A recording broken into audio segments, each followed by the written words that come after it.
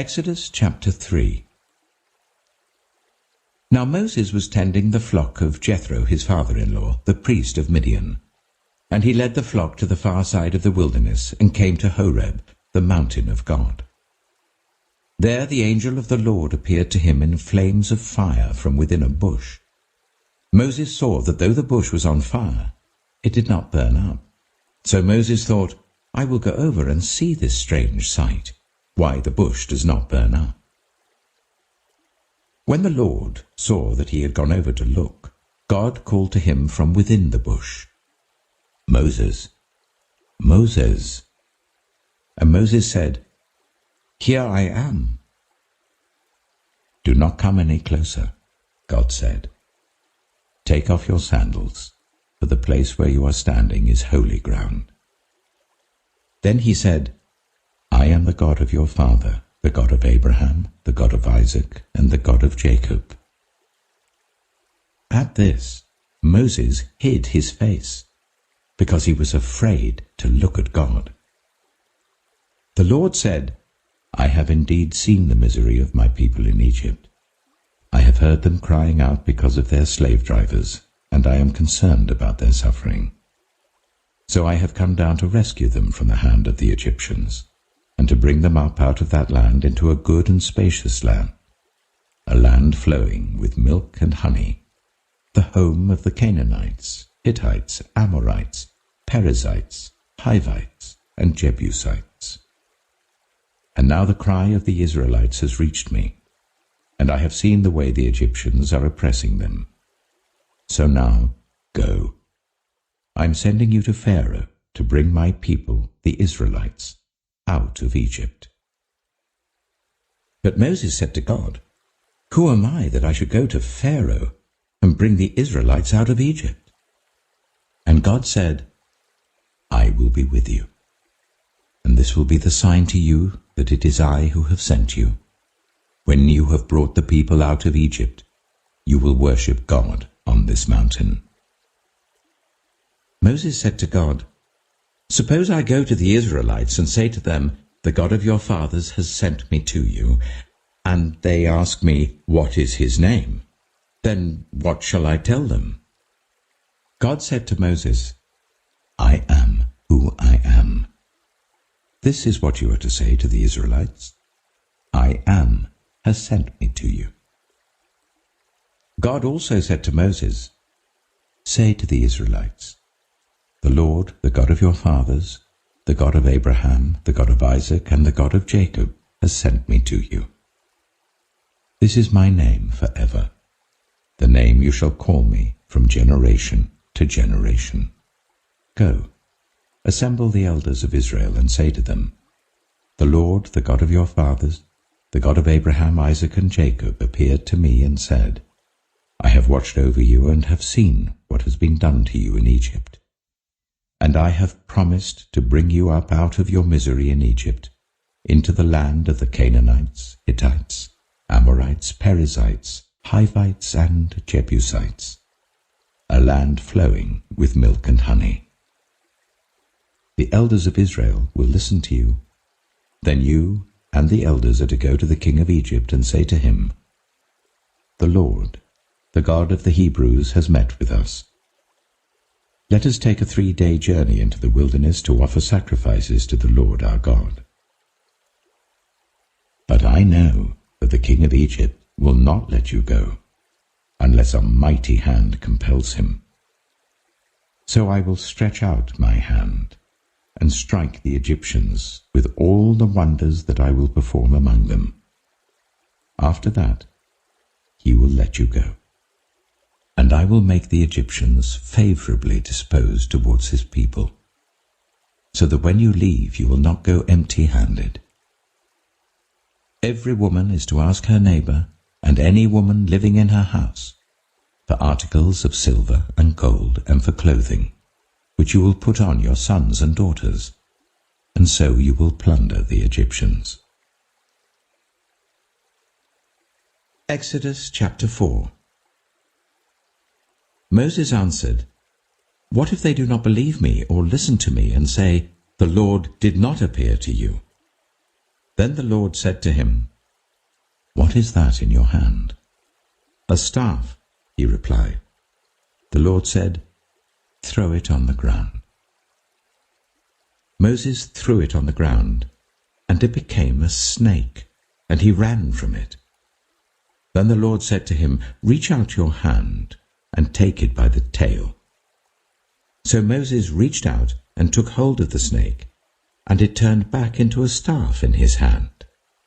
"This," said the Lord, "is so that they may believe that the Lord, the God of their fathers, the God of Abraham, the God of Isaac, and the God of Jacob, has appeared to you." Then the Lord said, "Put your hand inside your cloak." So Moses put his hand into his cloak, and when he took it out, the skin was leprous. It had become as white as snow. "Now put it back into your cloak," he said. So Moses put his hand back into his cloak, and when he took it out, it was restored like the rest of his flesh. Then the Lord said, "If they do not believe you, or pay attention to the first sign, they may believe the second.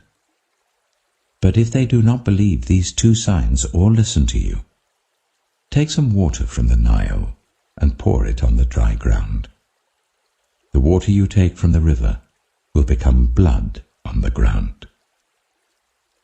Moses said to the Lord, "Pardon your servant, Lord. I have never been eloquent, neither in the past nor since you have spoken to your servant. I am slow of speech and tongue." The Lord said to him, "Who gave human beings their mouths? Who makes them deaf or mute? Who gives them sight or makes them blind? Is it not I, the Lord? Now go, I will help you speak and will teach you what to say." But Moses said, "Pardon your servant, Lord. Please send someone else." Then the Lord's anger burned against Moses, and he said, "What about your brother, Aaron the Levite? I know he can speak well. He is already on his way to meet you, and he will be glad to see you. You shall speak to him and put words in his mouth. I will help both of you speak and will teach you what to do.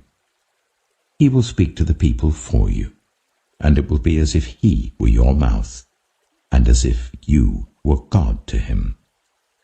But take this staff in your hand, so that you can perform the signs with it." Then Moses went back to Jethro, his father-in-law, and said to him, "Let me return to my own people in Egypt to see if any of them are still alive." Jethro said, "Go, and I wish you well." Now the Lord had said to Moses in Midian, "Go back to Egypt, for all those who wanted to kill you are dead." So Moses took his wife and sons, put them on a donkey, and started back to Egypt. And he took the staff of God in his hand. The Lord said to Moses, "When you return to Egypt, see that you perform before Pharaoh all the wonders I have given you the power to do. But I will harden his heart, so that he will not let the people go. Then say to Pharaoh, 'This is what the Lord says. Israel is my firstborn son, and I told you, let my son go so that he may worship me. But you refused to let him go, so I will kill your firstborn son.'" At a lodging place on the way, the Lord met Moses and was about to kill him. But Zipporah took a flint knife, cut off her son's foreskin, and touched Moses' feet with it. "Surely you are a bridegroom of blood to me," she said. So the Lord let him alone. At that time she said bridegroom of blood, referring to circumcision. The Lord said to Aaron, "Go into the wilderness to meet Moses." So he met Moses at the mountain of God and kissed him. Then Moses told Aaron everything the Lord had sent him to say, and also about all the signs he had commanded him to perform. Moses and Aaron brought together all the elders of the Israelites, and Aaron told them everything the Lord had said to Moses, He also performed the signs before the people, and they believed. And when they heard that the Lord was concerned about them and had seen their misery, they bowed down and worshipped. Exodus chapter 5. Afterwards, Moses and Aaron went to Pharaoh and said, "This is what the Lord, the God of Israel, says. Let my people go, so that they may hold a festival to me in the wilderness." Pharaoh said, "Who is the Lord that I should obey him, and let Israel go? I do not know the Lord, and I will not let Israel go." Then they said, "The God of the Hebrews has met with us. Now let us take a 3-day journey into the wilderness to offer sacrifices to the Lord our God, or he may strike us with plagues or with the sword." But the king of Egypt said, "Moses and Aaron, why are you taking the people away from their labor?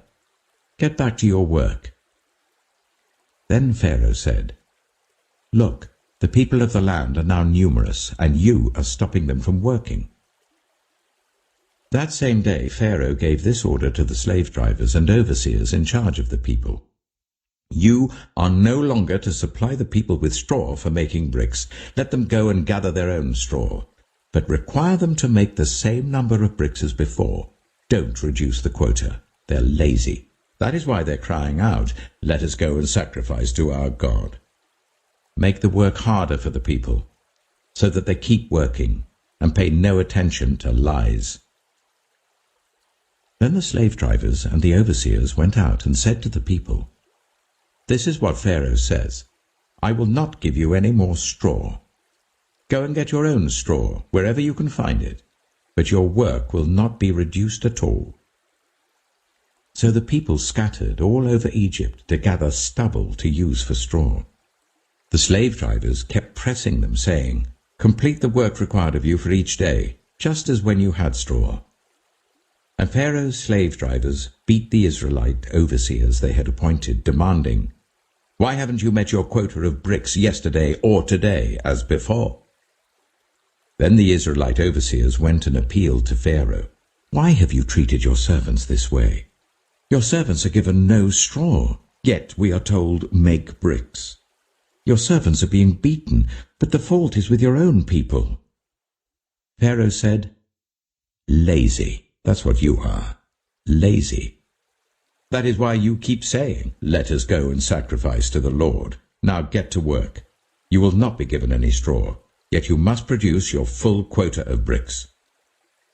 The Israelite overseers realized they were in trouble when they were told, "You are not to reduce the number of bricks required of you for each day."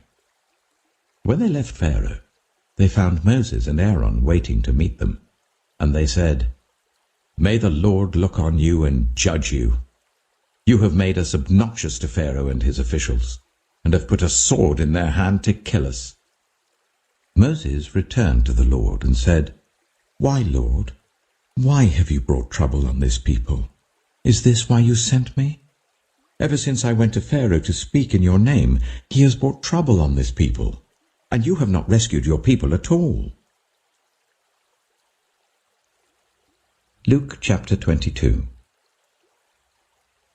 Now the feast of the unleavened bread, called the Passover, was approaching, and the chief priests and the teachers of the law were looking for some way to get rid of Jesus, for they were afraid of the people. Then Satan entered Judas, called Iscariot, one of the 12. And Judas went to the chief priests and the officers of the temple guard, and discussed with them how he might betray Jesus. They were delighted, and agreed to give him money. He consented, and watched for an opportunity to hand Jesus over to them when no crowd was present. Then came the day of unleavened bread, on which the Passover lamb had to be sacrificed. Jesus sent Peter and John, saying, "Go and make preparations for us to eat the Passover." "Where do you want us to prepare for it?" they asked. He replied, "As you enter the city, a man carrying a jar of water will meet you. Follow him to the house that he enters, and say to the owner of the house, 'The teacher asks, where is the guest room where I may eat the Passover with my disciples?' He will show you a large room upstairs, all furnished. Make preparations there." They left and found things just as Jesus had told them, so they prepared the Passover. When the hour came, Jesus and his apostles reclined at the table, and he said to them, "I have eagerly desired to eat this Passover with you before I suffer. For I tell you, I will not eat it again until it finds fulfillment in the kingdom of God." After taking the cup, he gave thanks and said, "Take this and divide it among you. For I tell you, I will not drink again from the fruit of the vine until the kingdom of God comes."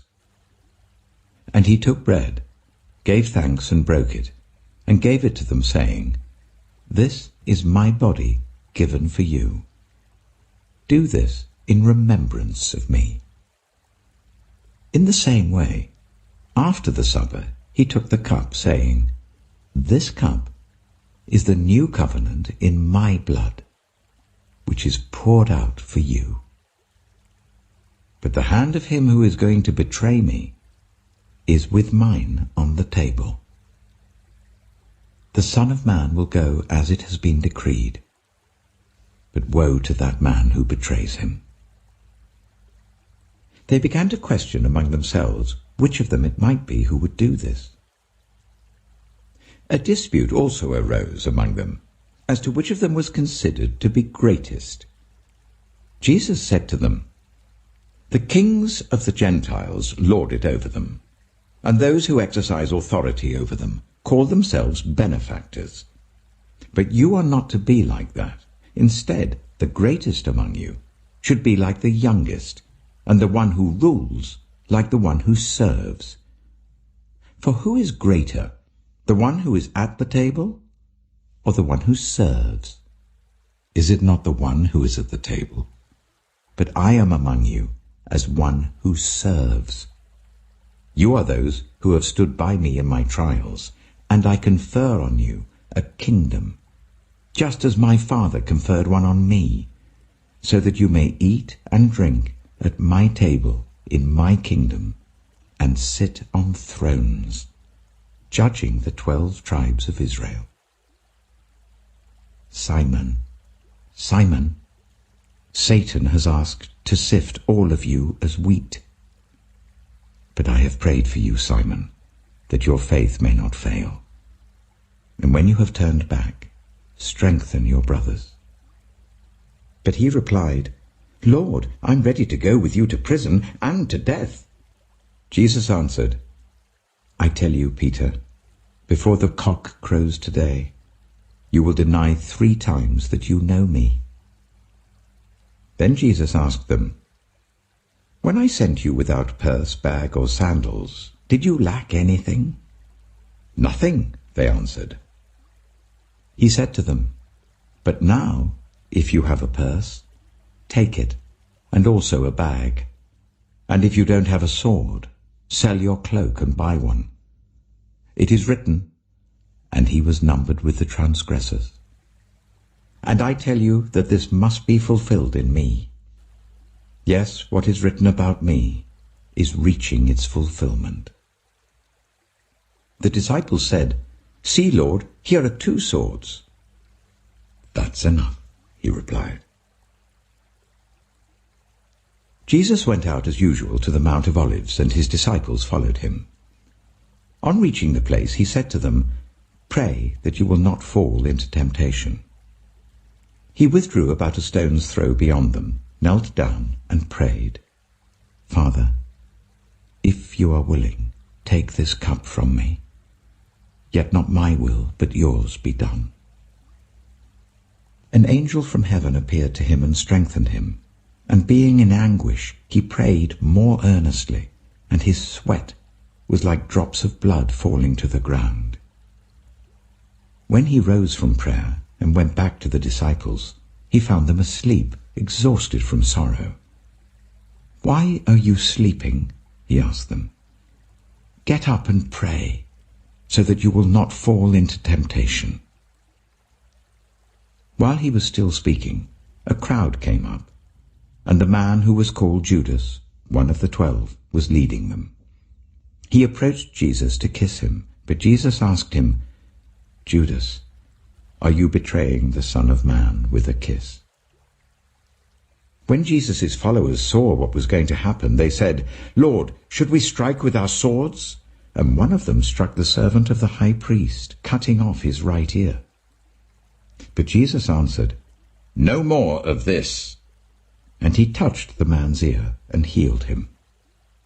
Then Jesus said to the chief priests, the officers of the temple guard, and the elders who had come for him, "Am I leading a rebellion, that you have come with swords and clubs? Every day I was with you in the temple courts, and you did not lay a hand on me. But this is your hour, when darkness reigns." Then, seizing him, they led him away and took him into the house of the high priest. Peter followed at a distance. And when some there had kindled a fire in the middle of the courtyard, and had sat down together, Peter sat down with them. A servant girl saw him seated there in the firelight. She looked closely at him and said, "This man was with him." But he denied it. "Woman, I don't know him," he said.